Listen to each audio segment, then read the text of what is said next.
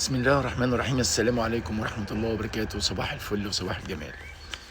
النهاردة لحد 21/6/2026 وتجربتي الشخصية في نظام الطيبات اليوم الأربعين. الحمد لله إحساس ممتع وجميل، وبعد قليل راح التمرين. النهاردة هتكلم عن موضوع مهم. ركزوا دايما على المواضيع اللي بعملها يا جماعة والمحتوى اللي أنا بقوله، واسمعوا مرة واتنين، ويكون معاك ورقة وقلم يا ريت، لأن كل اللي بقوله من خلال تجربتي الشخصية. بعض الناس بعتوا لي أسئلة كتير، وكل المشكلة واحد، لأن أنا بقول المشكلة مش بره، المشكلة جواك في أفكارك. فعملت الموضوع ده النهاردة وهقوله، نتكلم في بعد شوية. هعمل لايف وأنا ماشي رايح التمرين. من خلال تجربتي الشخصية اكتشفت شيء غير حياتي، والله العظيم غير حياتي كلها الحمد لله. معظم الناس ليسوا متعبين من حياتهم، بل هم متعبين من إيه؟ من أفكارك. أفكارك هي أقدارك، وحياتك نتاج أفكارك ومشاعرك، وتفسيرك بيحدد مصيرك. عقلك ليس دائما صديقك، أحيانا يكون مصدر للضغط والخوف والتشتيت.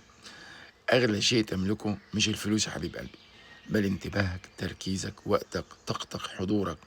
سلامك الداخلي يبدأ عندما تتوقف عن مقاومة الواقع وتبدأ في عيش اللحظة هنا والآن. لا تحارب كل فكرة تمر في راسك، راقبها فقط. المشكلة غالبا ليس في الخارج زي ما قلت، بل في الطريقة التي تفسر بها ما يحدث داخلنا. عندما ترجع للتنفس والحركة والحضور تستعيد القيادة. تحرر من سجن العقل وارجع للحياة الحقيقية. ركز على شيء واحد فقط وعيش هذه اللحظة هنا والآن، لأن الحياة تحدث الآن وليس داخل أفكارك. معظم الناس يعيشون في سجن العقل، والقليل فقط يعيشون في الواقع. راقب أفكارك ولا تجعلها تقود حياتك. معظم الناس ليسوا متعبين من الحياة، بل من إيه؟ من أفكارك والله العظيم. عندما تتحرر من سجن عقلك، السلام الداخلي يبدأ من هنا. أخطر مكان تعيش فيه هو عقلك. حياتك مش المشكلة يا باشا، أفكارك هي المشكلة. من أكبر الدروس اللي أنا اتعلمتها، ليس كل ما يقوله عقلك حقيقة. عندما عدت للحضور والتركيز على الواقع تغيرت نظرتي لكل شيء. مهم جدا اللي انت تعرف نفسك وتفهمها. ومن عرف نفسه عرف ربه، ومن عرف نفسه عرف الناس كلها. ليس كل ما يقول عقلك صحيحا، والصح يا باشا بتتأثر بطريقة تفكيرك وعادتك وأسلوب حياتك. مهم جدا زي ما قلت، في حضور، في تركيز، في انتباه، في سلام داخلي، في واقع، وانت المسؤول عن الموضوع ده. اكتشفت ان اكبر سجن لم يكن مكانا، بل كان فكرة صدقتها لسنوات كتيرة والله العظيم. ومن يوم اتعلمت اراقب افكاري بدل ما انا اصدقها، بدأت اعيش حياتي فعلا. سبحان الله. يعني الناس مش تعبانة من حياتها، الناس تعبانة من افكارها. اه والله العظيم. يعني ركزوا على الكلام اللي بقوله. اقعد مع نفسك كده وامسك ورقه وقلم. يعني انت مثلا جات لك فكره سلبيه، اضرب فرامل، امسك ورقه وقلم واكتب.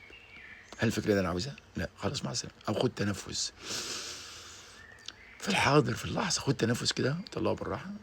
يعني استنشق سلام واصفر حب، والعكس بقى. استنشق حب واصفر سلام. او تحرك، اعمل اي حاجه. يعني الحركه بركه، هتطلع الطاقه السلبيه. اجري، امشي، خد دش، اتوضى، اتصلي، اعمل اي شيء. ما تخليش الفكره تسيطر عليك، لان المشكله جوه في عقلك. ان شاء الله بعد قليل انا رايح اعمل تمرين، وانا رايح نعمل لايف، وخش واسال. المشكله جواك يا باشا. واستوعبوا الكلام اللي بقوله. مش هتلاقي حد على التيك توك قليل اللي بيتكلم محتوى من تجربه شخصيه، وحلو قوي الكلام لما يكون طالع من القلب. الانسان بيكون صادق، والنيه بتبقى صادقه، وفي حضور، وفي وضوح، وفي قلب مفتوح. هتعيش بدون جروح.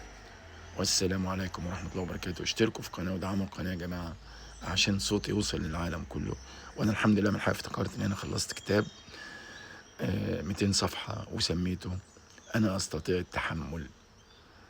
وان شاء الله بدور على حد بقى يكون عنده يعني مطبعة كده للنشر والتوزيع، وتكون موثوقة كده، وتساعدوني في الموضوع ده، لان ما عنديش خبرة في الطبع والنشر والحاجات دي، والله المستعان. السلام عليكم ورحمة الله وبركاته.